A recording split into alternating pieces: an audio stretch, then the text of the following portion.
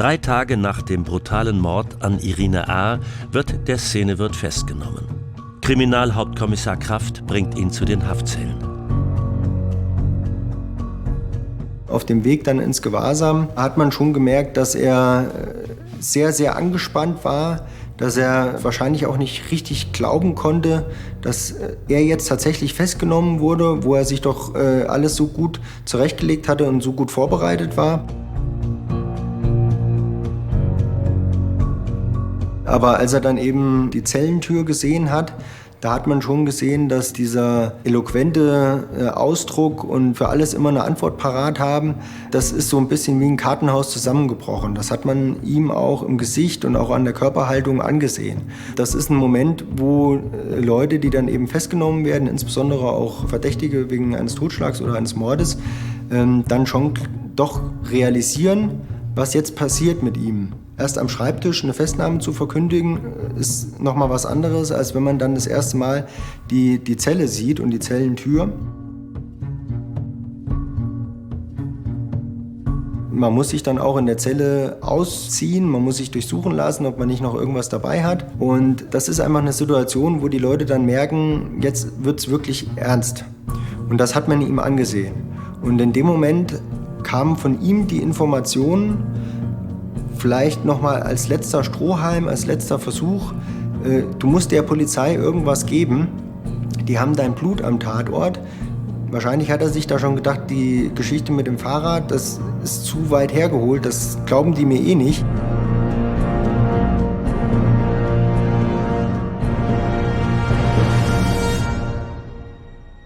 Und da hat er von sich aus tatsächlich nochmal angefangen zu erzählen und hat zugegeben, dass er da war und hat uns im Grunde dann mit einem Hinweis auf eine männliche Person, 1,90 groß, mit Glatze und dem Namen Philipp versucht auf eine Spur, auf eine Fährte zu bringen.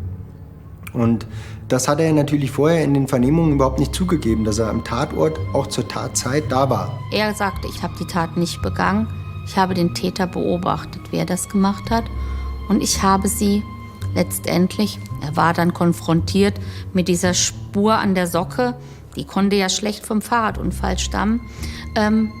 Ich habe sie dann noch ins Gras gezogen, damit sie nicht sofort zu sehen ist, aus irgendeiner Panikreaktion heraus. In dem Moment war das für uns schon mal so wichtig, dass er selbst zugegeben hat, dass er am Tatort war, auch zur Tatzeit, und sie ja auch ins Gras gezogen hat. Das war für uns der erste Schritt, bei dem wir wussten, ja, wir sind auf der richtigen Fährte, wir sind auf der richtigen Spur. Wir haben das in dem Moment nicht weiter befragt, sondern das war ja auch eine Situation, wo sein Rechtsanwalt nicht mehr dabei war. Er war in der Zelle und die Information kam von ihm. Gibt es diesen dritten Mann, einen anderen Täter? Das ist eine Spur, die die Ermittler bisher nicht wirklich in Betracht gezogen haben. Wer ist dieser Philipp?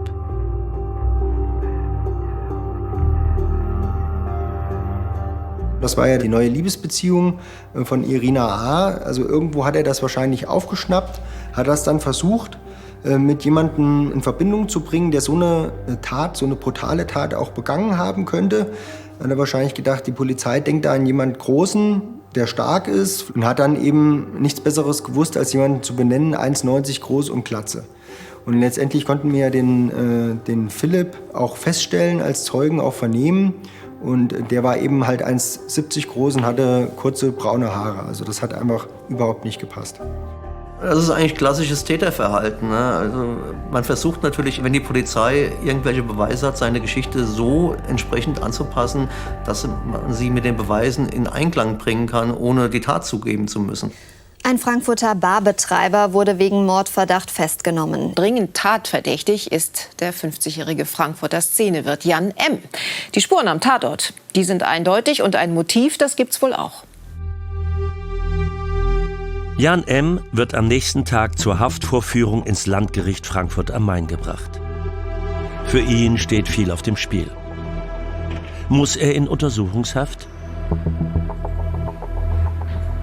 Er war bei der Haftvorführung mir gegenüber sehr freundlich, er ist sehr jovial Und man kann schon verstehen, dass er einen großen Freundeskreis hatte. Auch er war ja eine schillernde Persönlichkeit des Frankfurter Nachtlebens. Er hat schon eine einnehmende Art. Und dass man dann möglicherweise glaubt, der so freundlich ist und grüßt in der Situation, er wird gerade einem Haftrichter vorgeführt, der kann es doch nicht gewesen sein.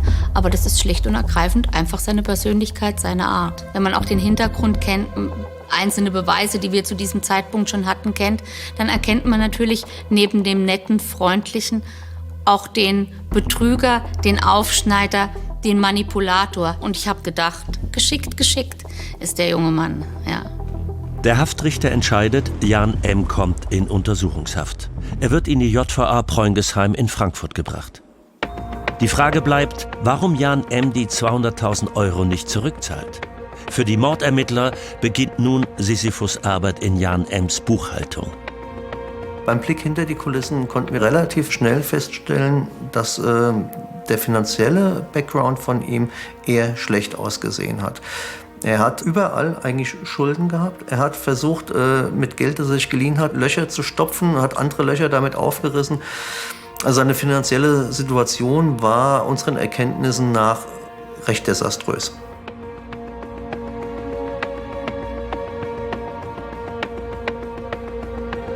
Im Rahmen der Ermittlungen haben wir unheimlich viele Bekannte vom Jan M. befragt, aber auch viele Geschäftsleute und Geschäftspartner. Und nur durch diesen Gesamtblick konnten wir eigentlich begreifen, dass Jan M. immer wieder bei unterschiedlichen Geschäftspartnern Geld geliehen hat, um andere Löcher, die bei ihm aufgeploppt sind, zu stopfen.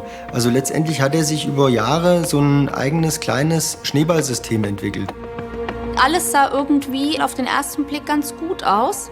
Aber als man die Finanzen näher durchleuchtete, erkannte man, viele der Geschäftsbetriebe sind überschuldet. Und er hat eine große monatliche Unterdeckung, denn er hat auf großem Fuß gelebt. Er hatte viele Ausgaben und diese Ausgaben konnten durch die Einnahmen nicht ansatzweise, zumindest dann in den letzten 2 Jahren, mehr gedeckt werden, sodass er jeden Monat immer tiefer in irgendein Minus rutscht. Und zu einem gewissen Zeitpunkt hat das Schneeballsystem nicht mehr richtig funktioniert und er brauchte einen größeren Betrag an Geld und hat letztendlich dann die einzige Geldquelle angezapft, die noch einigermaßen funktioniert hat bei ihm. Und das waren die Einnahmen seiner Beteiligung an einer Großdiskothek hier in Frankfurt. Bei einem Gesellschaftertreffen hat er erzählt, dass er an einer Darmerkrankung leidet und zu einer speziellen Behandlung in die USA muss. Und für diese spezielle Behandlung bräuchte er einen Betrag von 200.000 € und hat von seinen Mitgesellschaftern ein Darlehen bekommen, hat das abgesichert mit seinen Anteilen. Und einer von diesen Mitgesellschaftern, der ist letztendlich dann auch von uns vernommen worden und hat das auch ziemlich plastisch dargestellt, diese Gesellschafterversammlung, wie Jan M. dort eben vor ihnen stand und diese Geschichte von der Darmkrebserkrankung erzählt hat, auch mit Tränen in den Augen. Jan M. war nie zu einer Therapie in den USA. Er hatte keinen Darmkrebs. Alles gelogen, um wieder an Geld zu kommen. Letztendlich hat ja der Gesellschafter immer noch geglaubt, das kann ja nicht stimmen. Der muss doch in den USA gewesen sein zu der Darmkrebserkrankung und konnte das eigentlich bis zuletzt überhaupt nicht fassen, dass der Jan M. so eine Geschichte da aufgetischt hat. Er war in seinem Auftreten sehr eloquent, sehr redegewandt. Ob ich es sympathisch nennen würde, da bin ich eher weit von entfernt. Aber er war jemand, der Leute auch um den Finger wickeln konnte. Ja, es gibt Menschen, die ihn als geborenen Betrüger bezeichnen. Und so wirkte er auch auf uns teilweise. In der nächsten Vernehmung berichtet Jan M. plötzlich von einem Radunfall, den er ein paar Tage vor dem Mord gehabt haben will. Ausgerechnet am späteren Tatort. Der Rechtsmediziner soll diese Geschichte überprüfen. Die Anfrage war ursprünglich, dass der Herr M. ausgeführt hatte, dass er eine Woche zuvor dort mit seinem Rad langgekommen sei, sich im Zuge einer anderweitigen Problematik verletzt habe, dann dort vor Ort zumindest kurzzeitig gestoppt habe und dabei unter Umständen quasi Blut von ihm abgetropft sei aus einer Wunde am Knie bzw. möglicherweise auch am Kopf. Und da konnte man sagen, dass also ein Setzen dieser Spuren etwa eine Woche vorher anhand des Bilds, was wir da sehen konnten, erstmal nicht nachvollziehbar war. Da muss man dazu sagen, dass wir natürlich auch die Polizeiaussage hatten von den vor Ort befindlichen Tatortkräften, dass da teilweise Blut auch genommen worden ist, was flüssig nehmbar war, sodass man da halt sagen konnte, okay, wir haben also auch tatsächlich bei bestimmten Bereichen, wenn man so will, einen Zeugen dafür, dass das Ganze noch flüssig war zu dem Zeitpunkt. Das Gutachten des Rechtsmediziners widerlegt Jan M.'s Erklärung, wie sein Blut an den Tatort kommt. Nach Auswertung von Handychats, den Bewegungsdaten von Irinas Auto sowie Zeugenaussagen kommt den Ermittlern ein weiterer Verdacht.